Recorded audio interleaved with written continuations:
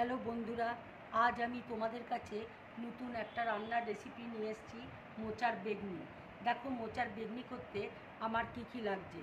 এখানে দেখো মোচাকে এইভাবে আমি সেদ্ধ করে নিয়েছি। এখানে কালো জিরে নিয়েছি, হলুদ নিয়েছি, লঙ্কা গুঁড়ো আছে, নুন আছে, এখানে সরষে আর পোস্ত বাটা আছে, এখানে টক দই রয়েছে, এখানে বেসনকে আমি দেখো ফেটিয়ে রেখেছি। এর মধ্যে দেখো খাবার সোডা দেওয়া রয়েছে। এবার আমি একটু নুন দিয়ে দিচ্ছি। নুন দিয়ে ভালো করে বেসনটা ফেটিয়ে নেব। এবার দেখো মোচাটা কেটে তোমাদেরকে দেখিয়ে দিচ্ছি কিভাবে তোমরা মোচাটা কাটবে।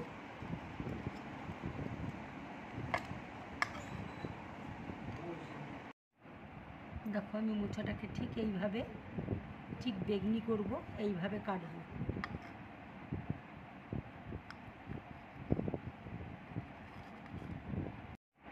দেখো মোচাগুলোকে আমি এইভাবে সব কেটে নিয়েছি।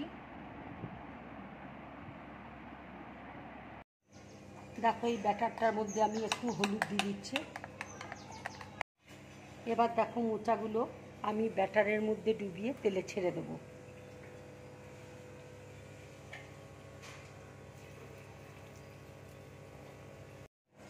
এবার দেখো মোচাটাকে আমি ব্যাটারের মধ্যে ডুবিয়ে আমি তেলের মধ্যে ছেড়ে দিচ্ছি।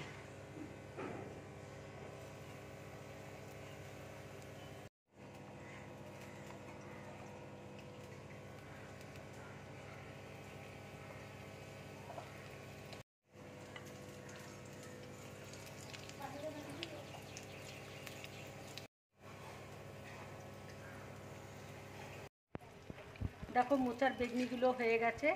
এবার আমি প্লেটের মধ্যে তুলে নিচ্ছি।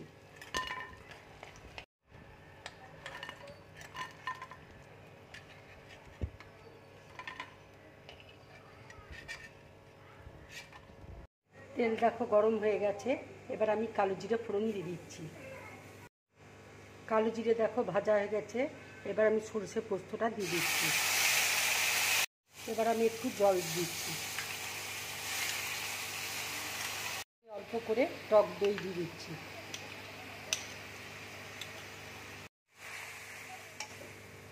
এবার আমি একটু হলুদ গুঁড়ো দিয়ে দিচ্ছি। এবার দেখো একটু লঙ্কা গুঁড়ো দিয়ে দিচ্ছি। এবার আমি একটু নুন দিয়ে দিচ্ছি।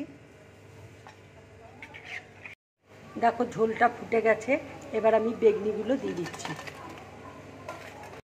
এবার দেখো সর্ষের তেল, একটু কাঁচা তেল উপর দিয়ে দিচ্ছি। খেতে খুব ভালো লাগবে। উপর দিয়ে দেখো কাঁচা লঙ্কা ফাটিয়ে দিয়ে দিচ্ছি। রান্নাটা দেখো হয়ে গেছে। এবার আমি গ্যাসটা অফ করে দিচ্ছি। এবার দেখো প্লেটের মধ্যে আমি ঢেলে নিচ্ছি।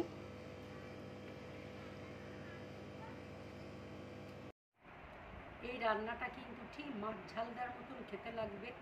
যদি তোমাদের এই রেসিপিটা ভালো লাগে তাহলে লাইক করবে, শেয়ার করবে, আর ড্রিম ব্লগ চ্যানেলটাকে সাবস্ক্রাইব করবে। আর তোমরা বেশি করে কমেন্ট করবে, তাহলে আমার খুব ভালো লাগবে। নমস্কার।